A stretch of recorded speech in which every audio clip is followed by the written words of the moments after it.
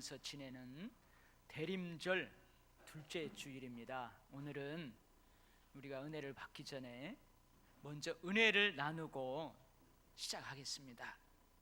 여러분, 이 인사를 하거나 받으셨는지 모르겠어요. 우리 옆 사람하고 이렇게 한번 인사합시다. 메리 크리스마스. 할렐루야. 네. 아니, 메리 크리스마스 하시라니까 누가 미리 크리스마스 이렇게 하시. 네. 여러분, 존재하는 모든 것에는요 이름이 있습니다. 존재하는 모든 것은 모두 그 이름으로 불리워집니다. 근데 이 이름 중에는요 아주 독특한 이름도 있고요, 아주 웃긴 이름도 있고요, 신기한 이름, 이상한 이름, 또 놀림받는 이름도 있습니다. 아주 다양합니다. 이름이 때로는요 그 사람의 첫 인상을 결정하는 경우도 있습니다. 그 사람에 대해서 잘 알지 못하면서 그 사람의 이름으로 호감, 비호감을 결정하는 경우도 있어요. 그래서요 어떤 사람은 그 이름 때문에 손해 아닌 손해를 보는 경우도 있고, 어떤 사람은 그 이름 때문에 이득을 보고, 어떤 사람은 그 이름 때문에 인생이 달라지는 경우도 있습니다. 부모라면 누구나 자식을 축복합니다. 자식이 잘 되기를 바랍니다. 그래서 자식의 인생에 대한 큰 소망을 담아서 그 자녀에게 사랑스럽고 예쁜 이름을 지어주게 됩니다.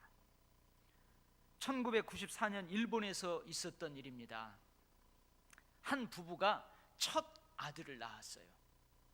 근데 이 아들의 이름을 이제 지어가지고 출생신고를 하게 되었는데, 출생신고를 할 때에 이들이 지어온 이름이 문제가 되었습니다. 이름을 뭐라고 지었냐면요, 악마라고 지었어요. 악마. 우리나라 동사무소, 지금은 동사무소라고 안 하죠, 주민센터라고 하잖아요. 우리나라 동사무소에 해당되는 그 담당 기관에서 이런 이름은 접수를 해도 될지 모르겠다, 그래가지고 우리나라 법무부에 해당되는 법무성에다가 질의를 하게 됩니다. 문의를 하게 돼요. 근데 이 법무성에서 사회통념상 이 이름은 문제가 있다, 접수하지 말라라. 그러자 이 부부는요 도쿄 가정재판소에 의의를 신청했고 승소 판결을 받아냈습니다. 이 아이의 부모들은요 이 아이가 남들에게 쉽게 기억되기를 바랬답니다. 그리고 좀 강하게 자라기를 바라고 그 아들에게 이런 이름을 지어주었대요. 근데 결국 언론에 알려지게 되고 이 언론이 나쁜 쪽으로 자꾸 가니까 이 부모들이 그 이름을 포기하고 말았답니다. 여러분, 저도 한때 개명 신청서를 써놓고요 참 고민을 많이 한 적이 있어요. 법원에 가가지고 그 이름 바꾸는 신청서를 다 가지고 와가지고요 제가 다 썼어요. 왜냐하면 제가 몰랐었는데요, 신앙생활을 하다 보니까 이 용, 제가 용용자를 쓰거든요. 누르왕자에다 용용자예요. 누런 용이에요. 꿈속에서 여러분 저를 보면은 태몽입니다. 그 태몽, 용쿵쿵 거예요. 그래서 용이거든, 용용자를 써요. 근데 성경에서 용은 별로 안 좋은 이미지로 기록하고 있거든요. 그러니까 특별히 목사에게는 어울리지 않는 이름이에요. 그래서 제가 이름을 바꾸려고 그랬어요. 아주 좋은 이름을 바꾸려고 했습니다. 그리고 좀 많은 분들에게 이름을 바꾸려고 한다고 상의도 하고, 그런데요 그런 어간에 제가 알게 된 사실이 하나 있었어요. 부모님이 왜 저를 용이라고 이름을 지어줬는지를 알게 되었습니다. 여러분, 동양 문화권, 특히 우리나라와 중국에서 이 용은 뭘 상징합니까? 임금을 상징합니다. 그래서 임금과 관련된 모든 것들에는요 거의 용 그림이 새겨져 있어요. 임금님이 베는 베개에도 용 한 마리가 그려져 있고요. 임금님이 먹는 밥그릇에도 용이 그려져 있고요. 임금님이 앉는 그 의자에도 용이 그려져 있어요. 이거 용상이라고 그러잖아요. 그래서 저희 할아버지께서 앞으로 너는 커서 선한 임금님처럼 많은 사람들을 이롭게 하라, 그런 뜻으로 용이라고 지어줬대요. 그래서 제가 이름을 바꾸지 않기로 했습니다. 성경에 나와 있는 그 이미지하고는 전혀 다른 의도로 할아버지가 그 이름을 지어줬어요. 여러분의 이름은 어떻습니까? 이름 좋아요? 고개를 이렇게 흔들으시는 분들도 있는데, 여러분, 하나님께서는요 요셉과 마리아의 몸을 통해서 독생자를 이 땅에 보내십니다. 그리고 하나님께서 친히 그 독생자의 이름을 지어주세요. 하나님의 사자를 통해서 욥에게 말씀하십니다. 요셉에게, 요셉 가문에 태어나는 하나님의 독생자의 이름을 예수라고 지어라, 예수라고 지어라 말씀하십니다. 그래서 이 시간에는요 이 땅에 태어나신 하나님의 아들의 이름 예수, 이 예수라는 이름을 통해서 함께 은혜를 나누려고 합니다. 하나님의 아들 독생자에게 예수라는 이름을 지어주시는 하나님 아버지의 마음을 이 시간 우리 모두가 깨닫는 시간이 되기를 원합니다. 먼저요, 예수라는 이름에는 어떤 의미가 담겨져 있냐면, 오늘 말씀을 보니까 자기 백성을 그들의 죄에서 구원할 자, 구원하신다, 구원자이시다, 그런 의미가 담겨져 있습니다. 예수님이 태어나서 33년간 살았던 그 시대는요 암울한 시대였습니다. 혹 여기 예배드리는 분들 가운데에 한국 전쟁 기간에 태어나신 분들도 있을 거예요. 그리고 6.25 전쟁이 끝나자마자 우리 교회가 세워졌잖아요. 1954년에. 그때 막 태어나신 분들도 있을 거예요. 그분들은요 암울한 시대에 태어난 거예요. 예수님도 태어나서 33년간의 그 삶을 살았던 그 시대는 암울한 시대였습니다. 강대국 로마의 군사적, 경제적, 종교적 압제로 하나님의 백성들의 시름은 깊어만 갔습니다. 로마 병사가요 지나가다가 유대인들을 만나잖아요. 젊은 유대인을 만났어요.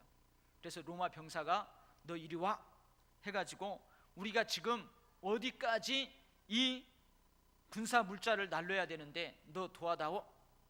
아니 너 이거 날라, 명령을 하잖아요. 노역으로 착출되면 그 사람은 최소한 오리 2kg를 반드시 그 군사 물자를 들고 날라야만 했습니다. 그때 이게 법이었어요. 그러니까 여러분, 젊은 장정들, 아니 힘없는 노인들도요 로마 병사들을 슬슬 피해 다니는 거예요.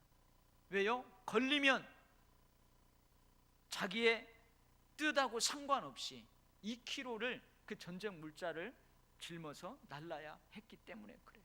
얼마나 암울한 시대입니까? 로마는 이 정복한 민족에게 초기에는요 그들을 자기 편으로 끌어들이기 위해서 유화 정책으로 그들의 종교를 인정해 주었어요. 그러나 조금 지나면 황제 숭배를 강요하면서, 로마의 황제를 신으로 숭배하라는 것을 강요하면서 그들이 가지고 있는, 그 민족이, 그 국가가 가지고 있는 종교를 탄압했습니다. 그러니 여러분, 오직 하나님만, 유일한 하나님만을 하나님으로 섬기는 그 이스라엘 백성들에게 얼마나 이 종교적인 탄압은 크게 다가왔겠습니까? 표면적으로는요 정당한 세금을 징수하는 것처럼 보였지만 파고 들어가 보면 과도한 세금 징수로 피정복민들의 경제를 아주 핍절하게 하였습니다. 이것이 바로 강자의 죄악이었습니다. 이것이 바로 힘 있는 자의 죄악입니다. 가진 자, 부자의 죄악입니다. 강자의 죄악으로, 힘 있는 자의 죄악으로 백성들의 육체적 고통은 더욱 더해졌습니다. 정신적 폐허 속에서 영적 갈망은 더욱더 강렬해졌습니다. 그러면 힘없는 이스라엘 백성들은 어떻게 했을까요? 여러분, 이스라엘 백성들 중에는요, 열심당원들이 있었어요. 이 열심당원들은 어떤 사람들이냐면 기회만 주어지면 로마 정부와 관련된 사람들의 목을 순식간에 따버리는 그런 사람들이었어요. 그래서 항상 이 왼쪽 허리춤에 아주 잘 드는 짤막한 단도를 늘 가지고 다녔어요. 그래서 으슥한 골목에서 로마 병사를 만나든지 로마 행정 관료들을 만나면 그 칼로 그들의 목을 샥. 그러니까 여러분, 이 열심당원들의 마음에는 항상 뭘로 가득해 있어요? 살기로 가득해 있는 거예요. 미움으로 가득 차 있는 거예요. 저놈들을 내가 어떻게 죽일까? 친로마적인 성향으로 암울한 시대를 극복해가는 기회주의자들도 많았습니다. 우리가 일제강점기 때 그 암울한 시기에 어떻게든지 살려고 친일파, 그래서 친일파가 생겼잖아요. 로마에 적극적으로 돕고 그래야 그 암울한 시대를 극복할 수 있었기 때문에 그렇게 친로마적 성향을 갖고 살아가는 기회주의자들도 있었어요. 그들 중에 누가 있냐? 세리들입니다. 세리. 같은 동족으로서 경제적인 핍절 중에 있는 동족을 더욱 핍절하게 만드는 거예요. 로마가 부과한 세금에다가 자기가 착복할 세금을 더해서 세금을 징수하는 거예요. 법적으로 이게 가능했어요. 그러니 세리들의 마음에는 동족들이지만, 경제적인 핍절 가운데 있는 동족들이지만 그들을 보면서 욕심으로 가득 찼어요. 제사장을 비롯한 종교 지도자들도 로마와 결탁해가지고 성전과 그 성전에서 드리는 제사를 더럽히는 타락의 길을 서슴지 않고 걸었습니다. 그래서요, 대제사장을 뽑는 데에 로마 총독이 관여합니다. 그러니까 거기에 여러 가지 더러운 것들이 끼어드는 거예요.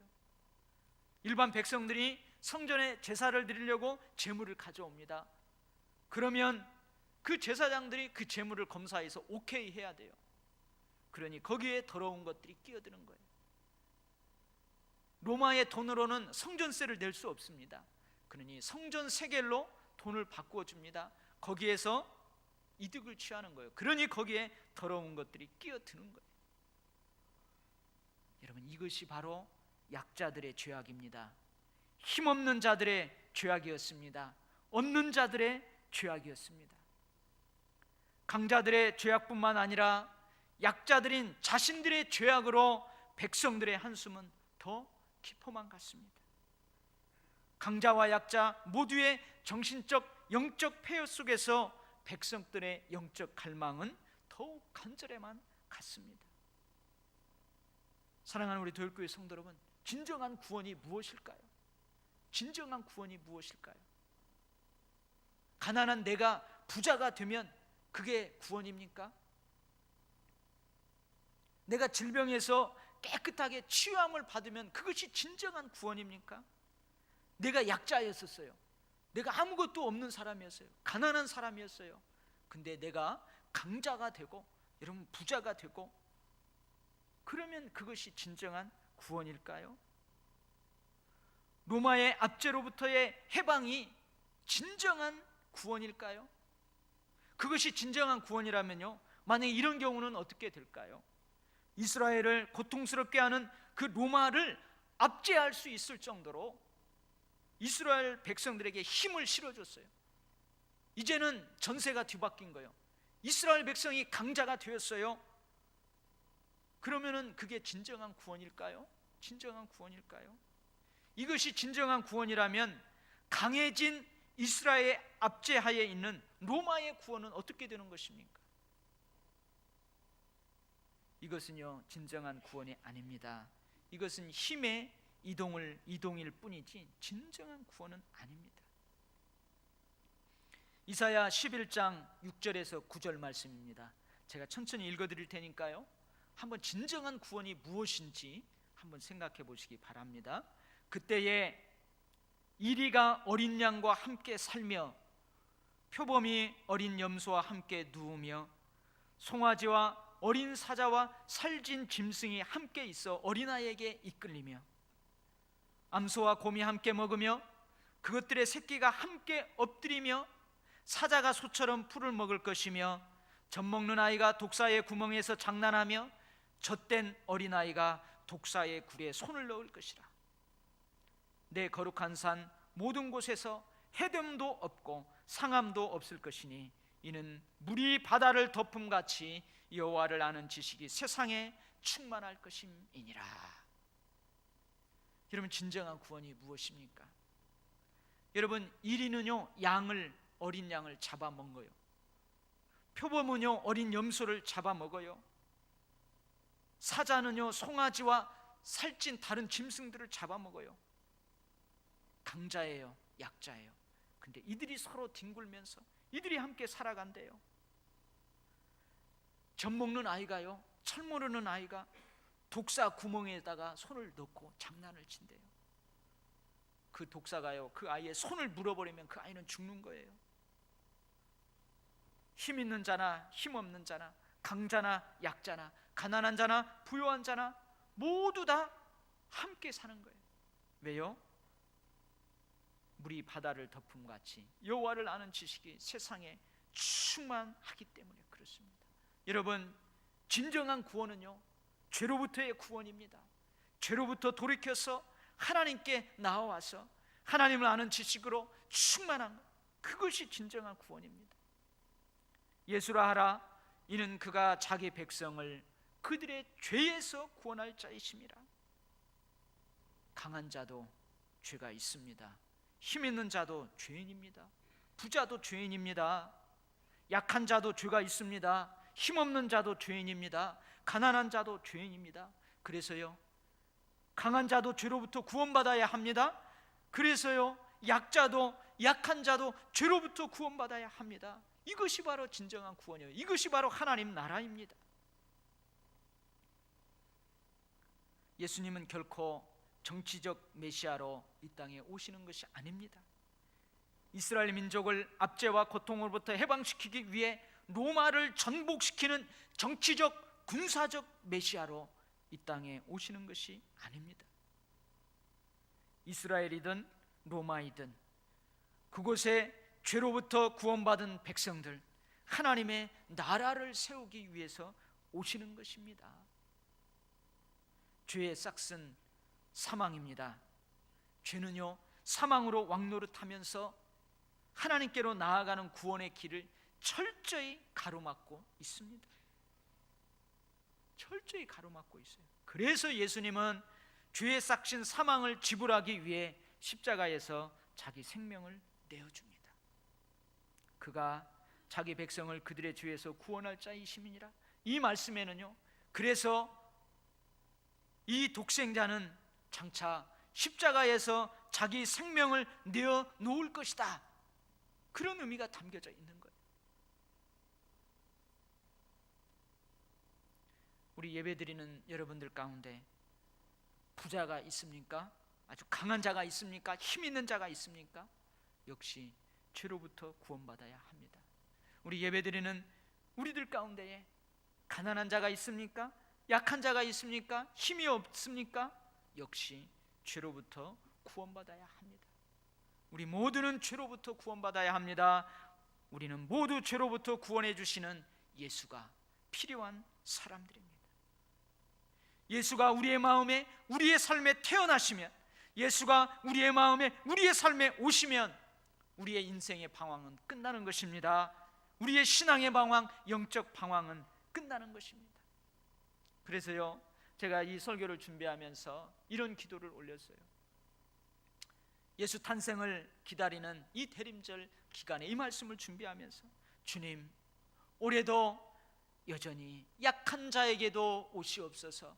주님, 올해도 여전히 강한 자에게도 오시옵소서. 오셔서 이 땅에 참 평화, 참 안식을 주옵소서. 이 땅을 고치시고 이 땅을 구원하여 주옵소서. 사랑하는 성도 여러분, 부모는 자기 자식을 축복하기를 원합니다. 부모는 그 자식이 평생 살아가면서 잘 되기를 원하는 큰 소망을 담아 이름을 지어줍니다.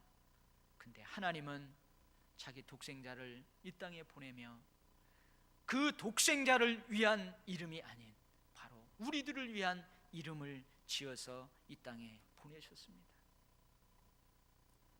사랑하는 성도 여러분, 그 이름 예수가 여러분을 살리기를 원합니다.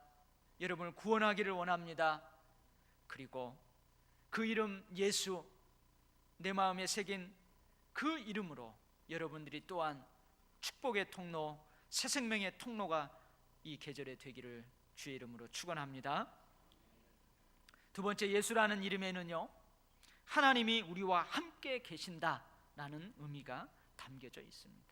하나님은 우리와 함께 계신다, 임마누엘이라는 의미가 담겨져 있습니다. 하나님 여호와께서 시내 산에 온 백성들이 보는 앞에서 시내 산에 강림하십니다.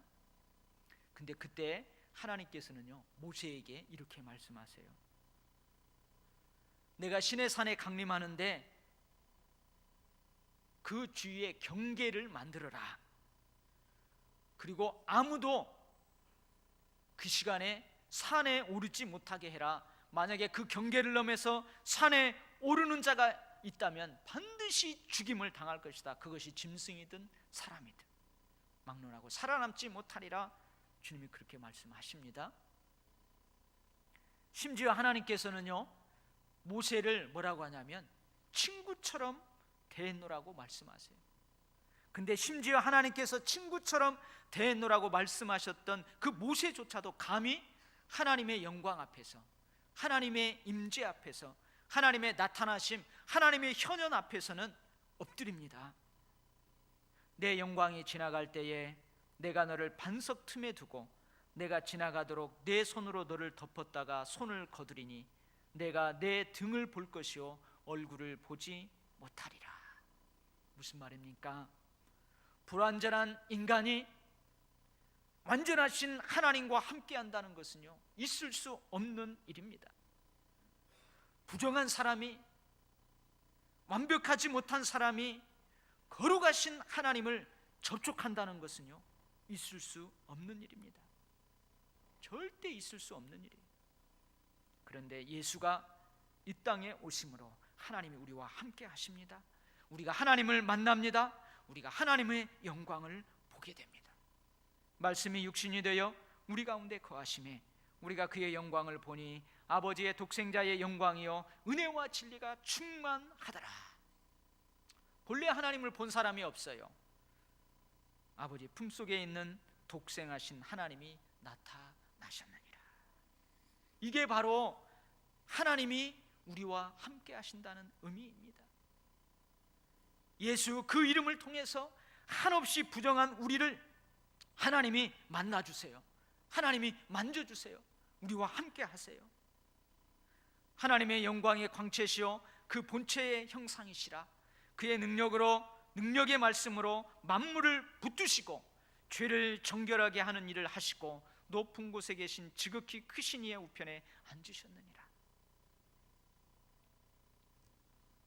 여러분, 붙드신다고 그랬어요. 우리를 만져주신다고 그랬어요. 여러분, 거룩하신 하나님이 부정한 우리를 어떻게 만질 수 있어요? 한없이 나약한, 부정한, 불완전한 우리가 어떻게 전지전능하신 하나님을 만질 수 있어요? 근데 여러분, 예수님이 공생애를 살 때에 기록해내온 그 복음서를 한번 읽어보세요. 예수님은 만지십니다. 여러분, 예수님은 그들과 함께 국그릇에 같이 숟가락을 넣고요, 같이 젓가락을 넣습니다.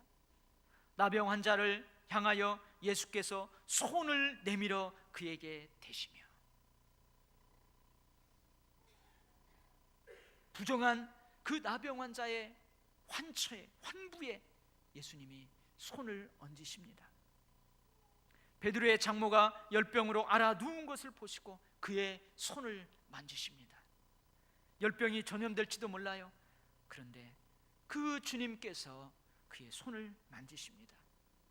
예수께서 들어가심에 맹인이 그에게 나오거늘 이에 예수께서 그들의 눈을 만지시며 이르시되 그들의 눈을 만져주십니다. 여러분, 이것이 바로 전능하신 하나님이, 거룩하신 하나님이 우리와 함께 하신다는 의미입니다.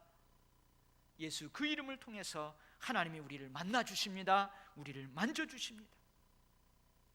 예수님은 가늠하다 현장에서 잡힌 여인을 만나십니다. 죄인 중에서 죄인으로 낙인 찍힌 세리장 삭개오를 만나십니다. 죄인과 창녀들을 만나십니다. 그들과 함께 먹습니다. 예수가 이 땅에 왜 오십니까?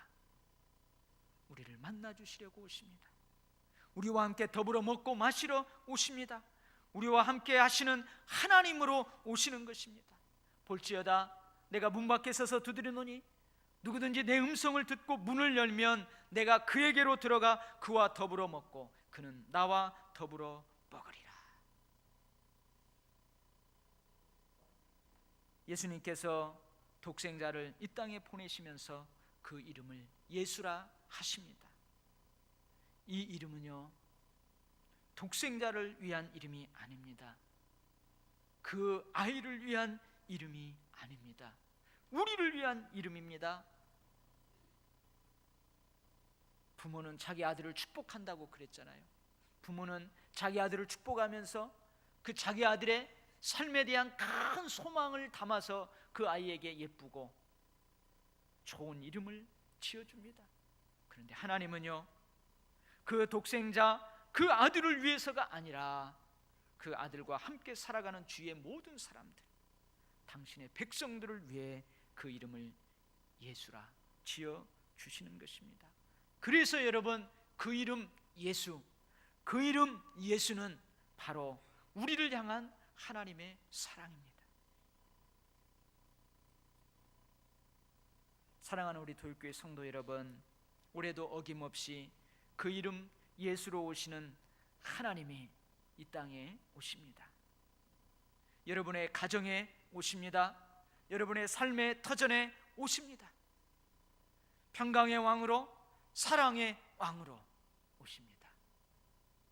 여러분들이 그 이름 예수를 가슴에 새기시고 그 이름 예수로 오시는 하나님을 여러분의 가정에, 여러분의 삶의 터전에 평강의 왕으로, 사랑의 왕으로 맞이하시기를 주의 이름으로 축원합니다.